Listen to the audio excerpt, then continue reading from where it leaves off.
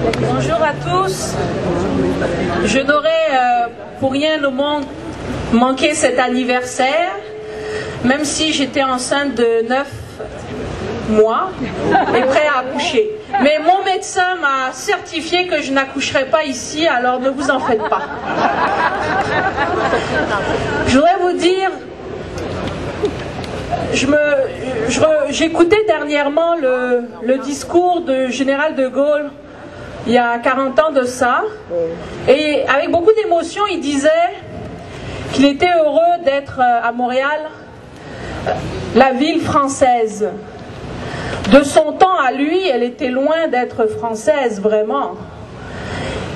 Alors on s'est dit avec le temps, est-ce que Montréal, à votre avis, on peut dire bon, à 100% que c'est une ville française? Non. Je suis d'accord avec vous. Alors on a pensé à faire le mouvement Montréal français un petit peu pour réveiller d'une certaine manière les consciences en disant que non, Montréal n'est toujours pas la ville française qu'on voudrait avoir. Et en ce 30e anniversaire, on pourrait avoir plein d'exemples. Je suis sûre que chacun d'entre vous ont des exemples vraiment criants qui pourraient expliquer pourquoi, chacun à votre manière, vous dites non, que Montréal n'est pas une ville française. Que ce soit par exemple, moi je pourrais vous donner des exemples que j'ai vécu personnellement, de se faire servir dans certains hôpitaux par des spécialistes en anglais, parce qu'eux autres ne parlent pas français. Ou dans certains restaurants ou grands supermarchés, où la caissière, le caissier ne parle pas français. Donc on est obligé de se débrouiller pour leur parler en anglais. On pourrait citer plein d'exemples comme ça. Je voudrais profiter de ce 30e anniversaire pour lancer un appel à toutes les personnes qui ont choisi d'immigrer au Québec. Comme moi, j'ai pu le choisir il y a quelques années de ça, d'immigrer au Québec. Différentes personnes choisissent de venir au Québec pour différentes raisons. On fuit des guerres, on peut fuir des famines, des dictatures, etc. Mais pourquoi on choisit le Québec ? Et moi, j'ai choisi le Québec parce que j'ai choisi de vivre en français en Amérique du Nord.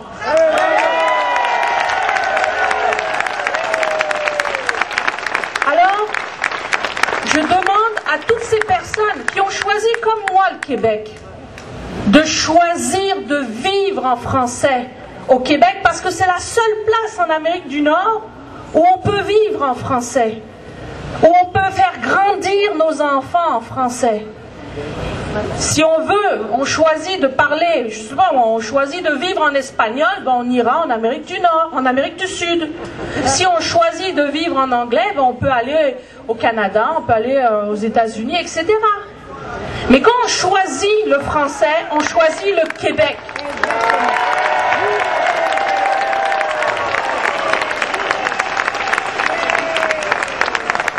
Je lance cet appel à tous ces Québécoises et ces Québécois qui ont choisi le Québec, et je lance aussi un appel à la société d'accueil. Lorsqu'on dit que le Québec est français, lorsqu'on choisit de faire une immigration, de favoriser une immigration en français, donc on a la fameuse sélection du Québec, il faut parler français pour venir au Québec, on fait en sorte que quand les immigrants ils viennent ici, ils puissent travailler en français et non pas être obligés d'aller apprendre l'anglais pour avoir des jobs.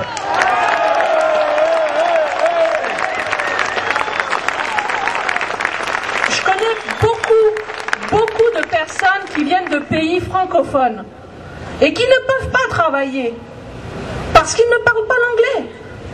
Il y a plusieurs compagnies ici à Montréal et dans les environs, des compagnies électroniques par exemple, où tous les travailleurs, si vous faites un pourcentage là-dedans, la majorité ne parle pas le français.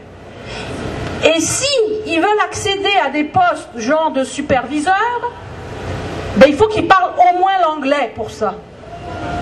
C'est ici, c'est chez nous, là, c'est pas au Canada ou aux États-Unis, là.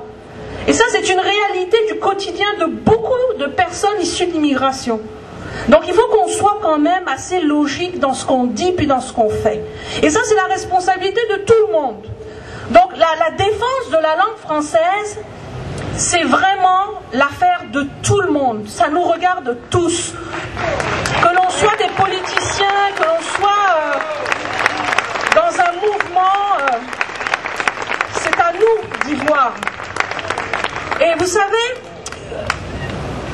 un peuple qui n'est pas capable de défendre sa langue, qui n'est pas capable de se tenir debout pour sa langue, est un peuple qui est voué à disparaître. Disparaître. Et nous sommes loin de vouloir disparaître, parce que nous sommes des survivants. N'oubliez jamais ça.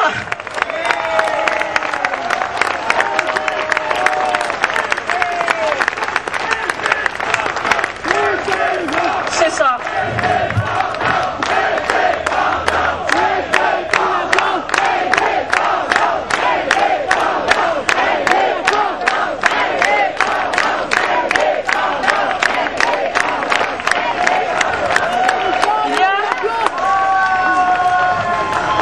Il y a un point important qu'on ne doit jamais oublier. La défense de la langue, le combat de la langue est un combat qui est intimement lié à l'indépendance du Québec. Intimement lié.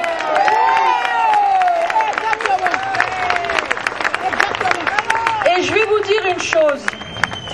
Tant et aussi longtemps que sur cette terre du Québec naîtra des enfants, que des parents leur inculqueront l'importance de la langue, de la culture, de notre identité et du combat pour la liberté, tant qu'il y aura des femmes et des hommes de bonne volonté qui porteront ces deux causes, l'indépendance et la langue dans le cœur, ben moi je peux vous dire une chose, ça prendra le temps que ça prendra, mais un jour viendra, on va voir notre drapeau flotter aux Nations Unies.